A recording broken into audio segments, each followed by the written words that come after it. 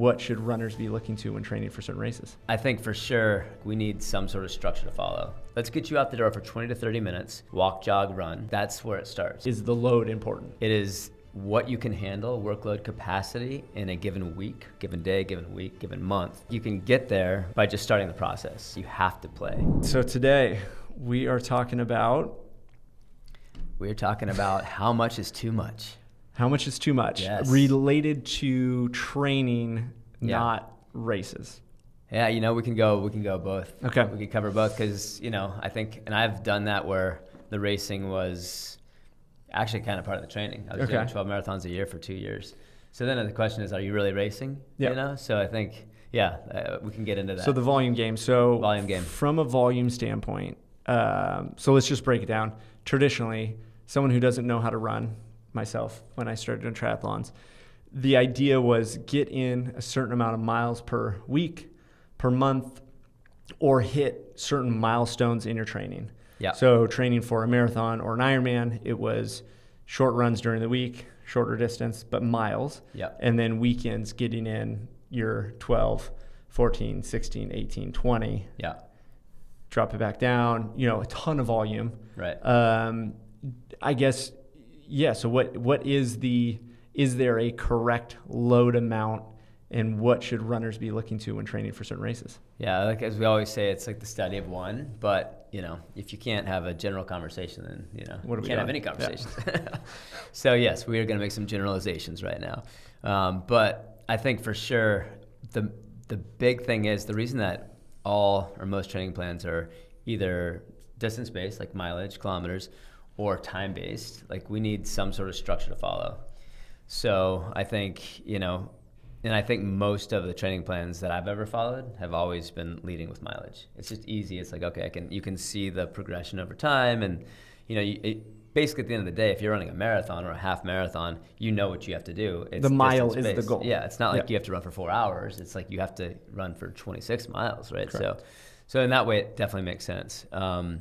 But I think the overwhelming part is most people would see these training plans. So like the typical downloadable Nike plan, right? Yeah. All miles based. Yep. Very cookie cutter. Yep. Doesn't take into account wind, heat, cold, hills, right? All those factors. Yeah. So what should runners be looking for when looking at that? And is the load important? That's the biggest thing. I think that's ultimately what you just said is where we need to land, because it is what you can handle, workload capacity in a given week, given day, given week, given month, that overrides everything else. And all the factors you just mentioned, like what's the heat, like what's your fatigue level, all of those things are going to play into what your capacity to recover from is. So if you're not recovering from it, you're not actually training. You're just beating yourself up, right? Like we only stress our bodies so we can recover and adapt and be stronger so we can do it again. So I think, if that's not happening, then there's really no point. Okay. So I think all of this conversation ultimately becomes, what is your workload capacity and how do you push on it, but take it to its, if you want to say optimal, if you want to use that word, how do you optimize your workload capacity for a given week? And I think that's pretty easy to discover, even if you're a first-time runner. Like you're basically going to go, and you could even do it if you had like a generic plan, like you had a Nike plan. You're going to find out pretty quick, like, oh wow, this is way too much for me. I literally I can't do half of this. But also the funny thing about those two is like, what is the starting point of most people, right? So if you're looking at a plan, first week starts off, what would a first marathon, we could look it up, but probably 50 miles, right? Or 20, at least. Oh, not even, like 30. 30 miles in the first week. Mm-hmm. But if no one's run 30 miles in a year and they're coming out cold, most likely they're going to injure themselves, right? Yes. Yeah. Yeah. So, it's like your life of what's your athletic background is, and that's like your whole life. And, even if you had a highly athletic childhood and adolescence, and then you kind of just didn't do much in your 20s, and then in your 30s, you're like, yeah, you know what, I'm going to get back into it. You're still coming in a different place than someone that's been literally on the couch their entire childhood. So I think all of those are considerations. So what is the solution? So someone's looking to come out and run their first, even 5K, 10K, half marathon, full marathon. What is, if load isn't the answer, what is the answer? Well, I think load is kind of the answer. I think that you have to discover or land on what your starting point is and what you're gonna build to. And I think this is something that Dr. Andy Galpin talks about with the podcast, Huberman's podcast. They talk about basically like, well, it's your athletic history, but it's kind of where do I want to go with this? Ask me the question again. Where does a person start? So if they're looking to run their first 5K, 10K, half marathon, full marathon, because like we said, the training plans that are out there. So in most people, literally, they're going to Google, and they're going to find, here's the training plan to follow to run your first marathon, right?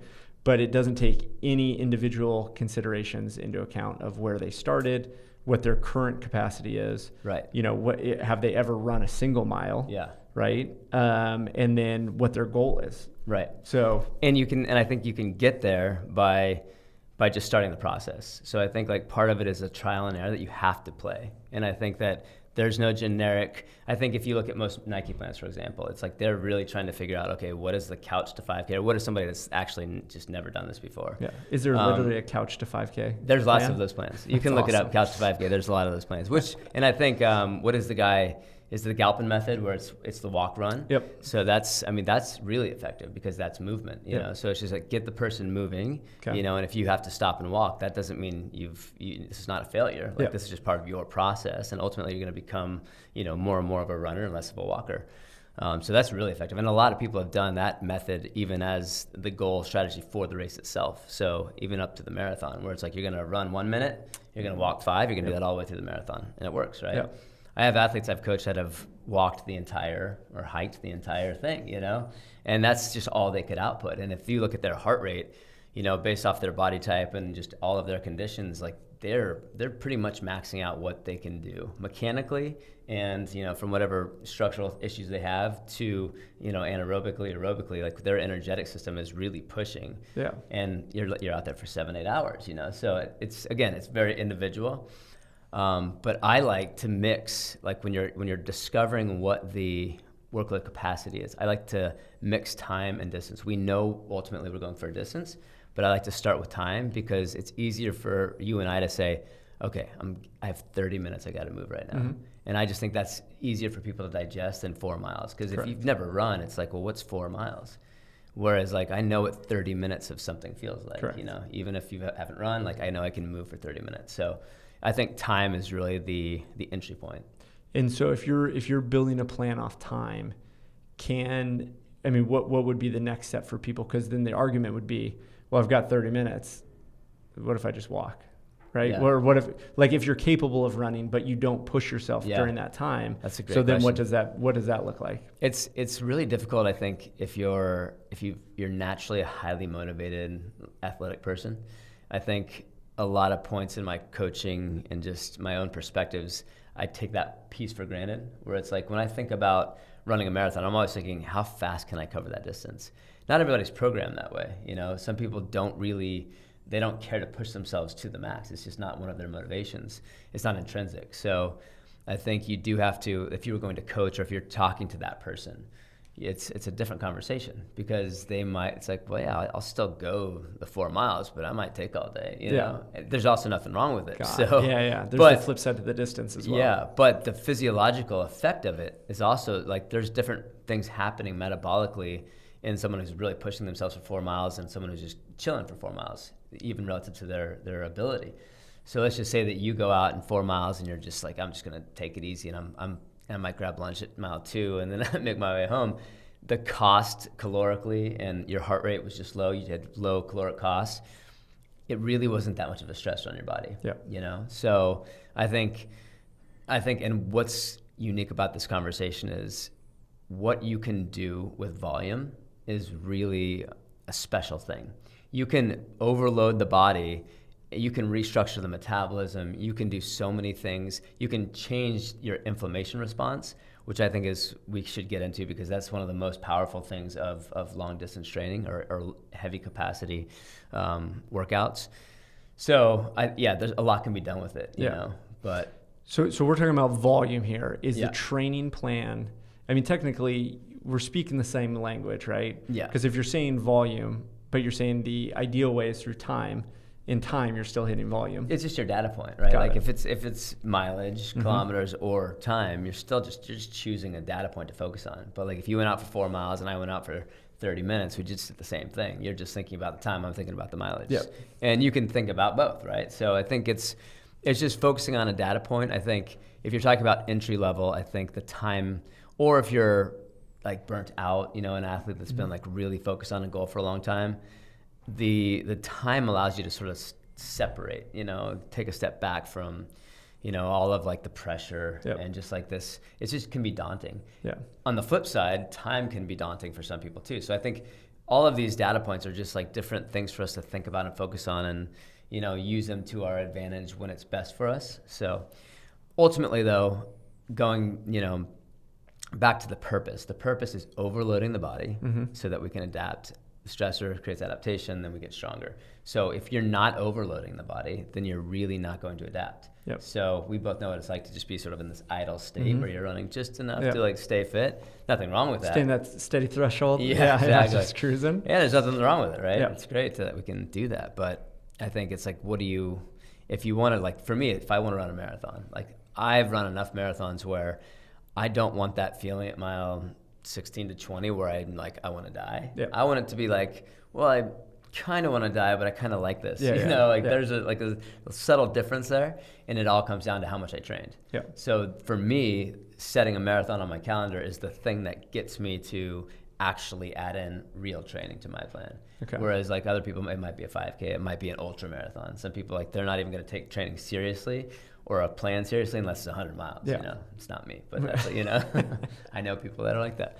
So yeah, I think it's, you know, I think that it's the really powerful thing is when you do overreach, when you go past what you think you can do. Which most people think is a bad place. Right. But it's bad if you go too far. Yeah. And don't give yourself time to recover, right? It's only bad if you can't recover. Got it. Example, 2 weeks ago, I tried to run the backbone race because my wife was like, hey, it's time for you to go do something crazy. I'm like, yeah, it's probably time. You know, I've been too idle. Yeah.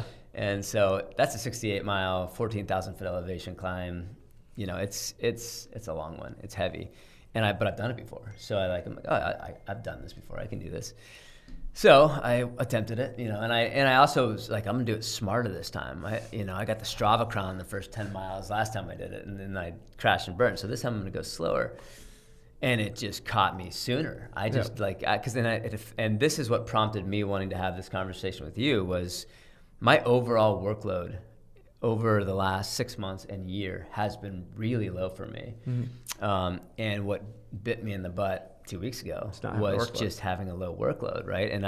But I felt really good. Like I've been doing some decent runs, right? So I was out there, I'm mechanically unable to produce enough power to get my body to run after about 25 miles. I could run maybe 10 steps and then I had to shut it down and hike. So I made 31 miles of this, and I threw the towel in because the last 5 miles of the 31 were essentially hiking. And I'm not interested in power hiking. I want to run it. You know, that's what's exciting for me. So, and then that goes into what's your goal? Are you trying to finish something? Is that, or is it? For me, it was the run. Yeah. So going back to capacity and workload, like I just didn't have it on the body to mechanically output. I didn't have the strength, endurance in the tissues to output what I wanted to output. You knew you could if you had put that time in. Because then you compare it to the last time I did it. Yeah. And like other things like at the Grand Canyon rim to rim to rim, that's sort of a comparable experience. It's 46 miles, the route we did. And you start at 7,000 feet, you go down and I think 7 miles down to 2,000 feet elevation, cross the bottom of the canyon, then climb up to 8,000 feet, and then you go back. And it just stomps you in your face. But an amazing experience. But again, that I was able to do off of my traditional marathon training, which is like 80-mile weeks. Yeah.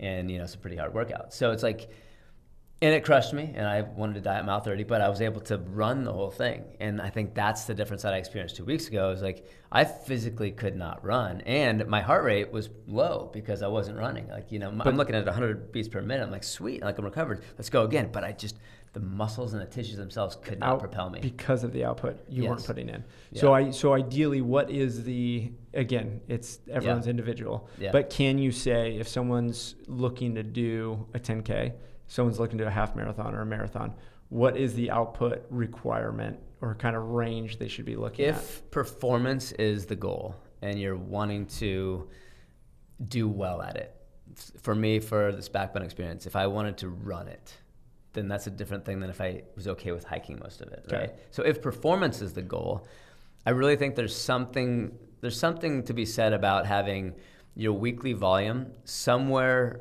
matching what your goal performance race or event is. Okay. Like, so if you're doing a marathon. If you're doing a marathon, and this is highly generalizing yeah, here. we're putting a big cookie cutter but on there. Yeah, and then I'll have a caveat to it. But like, if you're doing like, you know, in a marathon, you can have people running 30-mile weeks, and they can do a marathon. It's doable, you know. That's not ideal, but it's doable, you know. Like if you're doing a 60-mile experience, 68 might, you know, what I was trying to do. I think 70-mile weeks is really what I needed to be doing in order to really, you know. And what were you doing? 30, like. And you finished at mile 30. Yeah, that's interesting. And that's not psychosomatic. That was like I just don't want to hike anymore. Yeah. And really 25 was where the performance was out the window. So, you know, and I know a lot of ultramarathoners where, you know, doing 100-mile weeks is kind of like their sweet spot when they're training for the 100-miler, you know, and it's kind of interesting because if you look at a taper and you're really pulling back that week or 2 weeks before the race, you know, you can start to see like, oh, your body's used to putting this much out of, you know, just mechanically outputting this many steps in a given week. And now you really haven't done much at all. Yeah. You have that many steps to take this week, you know, and your body's going to be okay with it. So it kind of makes sense in that way. The caveat, the flip side to that coin, is that all miles are not the same.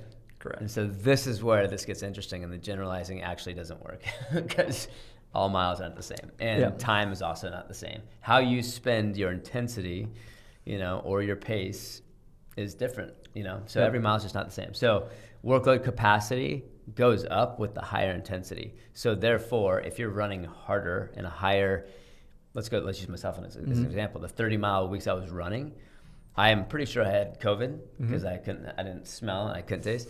So those 30-mile weeks for a 3-week period were also low intensity. And so that's really where it's like, if you look at the workload capacity on my body, I had a really low workload capacity going on because I just didn't, or overall, you know, stress on my body was low. So if you take, whether it's time as the metric or mileage as the matrix, it's what you do with either of those that creates the positive for the race or whatever moving forward, right? Creates ultimately the adaptation that's going to set you up for. Because someone could be running 20-mile weeks over and over again, but if they change their actual capacity and their output in those weeks, their performance is going to improve. Yes. I mean, potentially. Yeah, absolutely. And that's, I mean, and if you look at the intensity being the big, you know, what's the variable. That's the variable, right? So that's like, I think you look at the Kenyans and the traditional African teams, and the volume is so impressive. It's crazy. The last world record that was set, he was running rumored to be running 180-mile weeks. That's insane. People can even do But that. also, what is he doing within those 180 miles? That's also what's interesting, you know. But I think if you just took the majority of those miles, and let's just take you or I, and you dumped us into like a fraction. Let's just put 100-mile weeks on our training.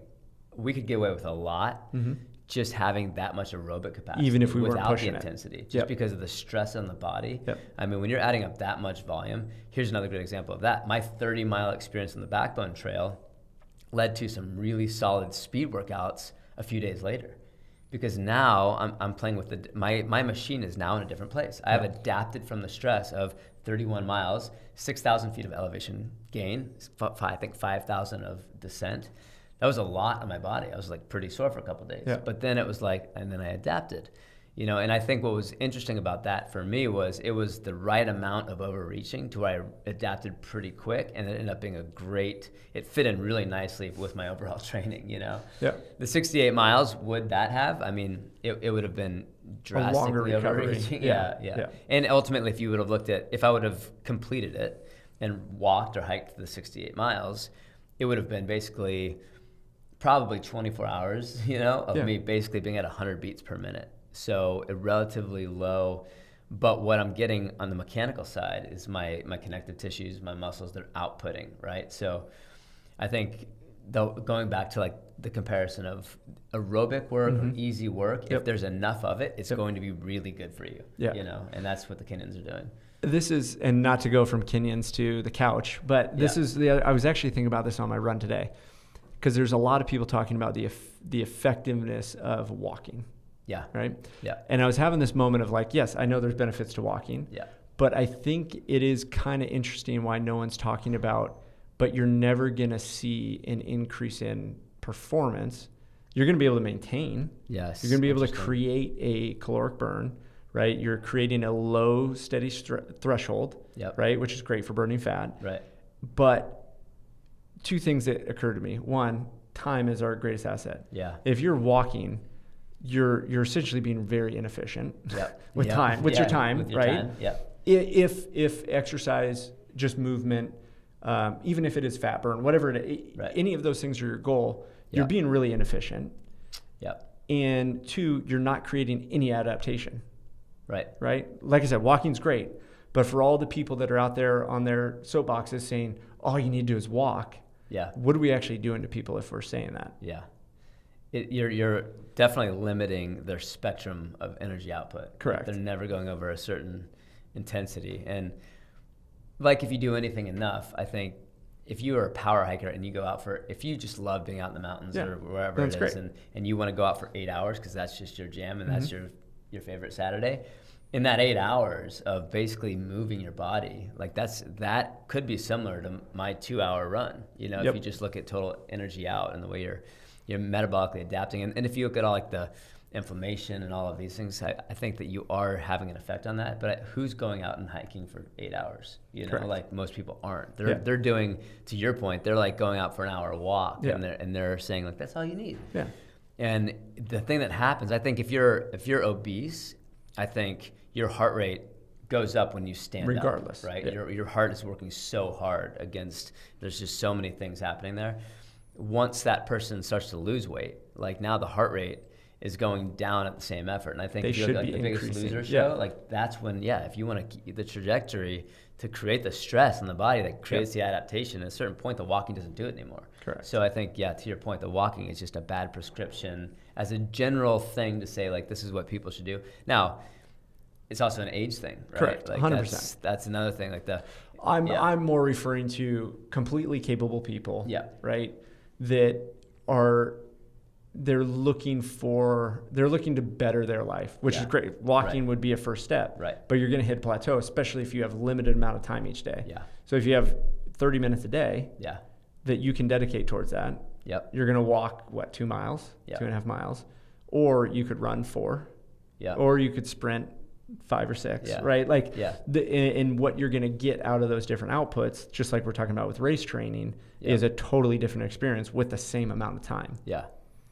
And I think extremes are never, not that extremes aren't good. I just think that people tend to want to do more of what they do more of. Because it's comfortable. It gets comfortable. And then you just want to do more of that. I'm definitely guilty of that, where it's like, I've been doing a lot of aerobic running. It's all aerobic running. And I just haven't done a speed workout in months, you know? And it's like, but I recognize to me, it's very obvious because performance is always in my mind. It's like, I'm not like where I want to be in those moments, you know? And then, you know, with the flow method that we both use, like that higher frequency, higher intensity built in, all of a sudden it's just, you're a completely different animal. And it happens in like a week, you know? It's like, you just feel different so quickly. And I think ultimately it comes down to the most robust training is the most robust athlete, and there's no better way to live this life than to just be able to do multiple things. I don't care who you are, but to be able to like go run across a mountain,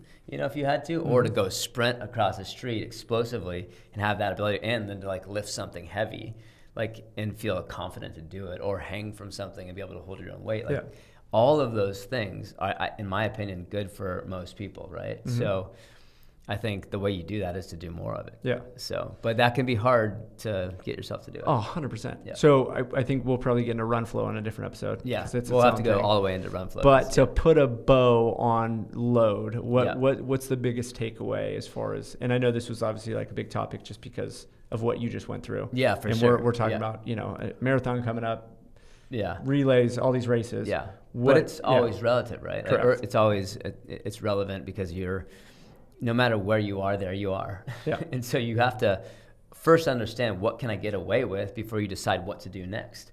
And if you understand what the goal is to overreach so that you can adapt, that's the next step. Like, okay, well, I need to do something that's beyond my capacity enough to where it creates enough stress to where, and that's to your point about walking. Mm-hmm. Walking's not going to do that. So now you've discovered a 30-minute run 3 times a week is like, that's good. I feel good with that. Well, now it's time to bump it up. So I think there's the 10% rule, I think is relevant, whether you're using, for volume, you're using mileage or you're using time. Whatever your data point, 10% per week of gain is a great way to think about how you should be adding on. So I think the first thing is discovery. How do you discover like what your capacity is? Just start to move. Go out. I'd say 20 to 30 minutes. If I have like somebody who hasn't done anything or they just don't know right now, let's get you out the door for 20 to 30 minutes. Walk, jog, run. Let's do it every other day if you can. And let's see what happens at the end of the week. And if you're okay with it, let's do it again the next week. After a couple weeks, if you're okay with it, let's add a day. And so I think that's where it starts. And then if it's just like you're not even feeling it, just bump it up more, right? Yep. And then we get to that place where you're feeling like, okay, I'm feeling the fatigue, but I'm feeling like I'm recovering. The process has now started, and that's when you can start to play the game of 10% per week. Okay. And then I like to say like nothing happens linear. Yep. So adaptation is peaks and valleys. Yep. So 10% a week for 3 weeks, and then reduce that back. Okay. And that there's no like magic number to that. Correct. But We have to generalize, but but like take it back down to like what you're running the 2 weeks before, and then you can start again on that next month cycle where you left off on that highest volume week. So then if you look from in a 4-month cycle, you're going 3 weeks up, 1 week back, 3 weeks up, 1 week back, So and you're you're always just climbing increasing. this mountain. Yep. Now, this is worth saying, and that's what we're really getting specific. It's worth saying because that is also not linear. Like if you look at the marathon, we don't just want to keep adding volume all the way. correct. You're going to end up You coming want to down. get more specific. Like if you can add in more intensity later, you're going to have a better performance outcome. Most data shows than if you just keep adding volume all the way to the end. Yeah. So that's. I'm really happy you said 10%, by the way. Yeah. Because I have we're going to wrap up this episode, but I have a rant about the 1% crew. Okay. Have you seen everyone 1% better every day? 1%. Oh yeah, the 1%. Yeah. Have you seen it? Yeah. Yeah. It pisses me off so much because if you're an elite athlete, 1% is massive. Yeah, right. Exactly. If you're running 100 miles a week. If you're an everyday person who's just trying to fit in a walk, a run a week, 1% is not going to do anything. Yeah. It's going to take you forever. Drives me crazy. To get anywhere. So I'm glad we're talking about 10%. But even at the elite level, I think it's, let's just say if your ultimate goal was 2 years from now, maybe that number makes sense. If you just wanted a linear progression, slightly linear for that. And again, I know it's not exact 1%. It just drives me crazy. It's such a small incremental, I do want to mention this. I was talking to my wife about this on a run today, pushing the baby jogger in the wind. She's got, after her 3rd pregnancy, she's got a lot of like inflammation in her pelvis and like a lot of sort of pain signals happening. This has happened so many times in our athletic history that we have to talk about it. Huge bouts of usually aerobic exercise have the ability to reset the inflammation response. And I don't know what that is, but there's been a number of times, and I mean like over a dozen times for myself and my wife, where we're having a hip issue, whatever the issue is, it's inflammation. It's like it's just something's not right and it's pain. You go out and you do 25, 35, 40 miles, just something stupid that you have no business doing, that you're not trained for. It's just like, and my wife, she was like, I'm running the whole Backbone Trail, 68 miles. I've been running 15-mile weeks.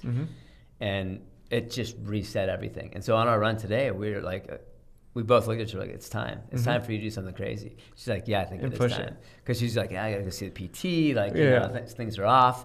Or but just then push your body through it's that. Just, I got to go to that place. And it's just, I don't know what that is. There's something that happens, though, when you do something, and with the Speed Project, where you do something that's like so massive and the workload is so far beyond what you've maybe ever done, you shouldn't really be able to do it. Yep. It's like getting into Goggins territory where it's like you just decide to do it, right?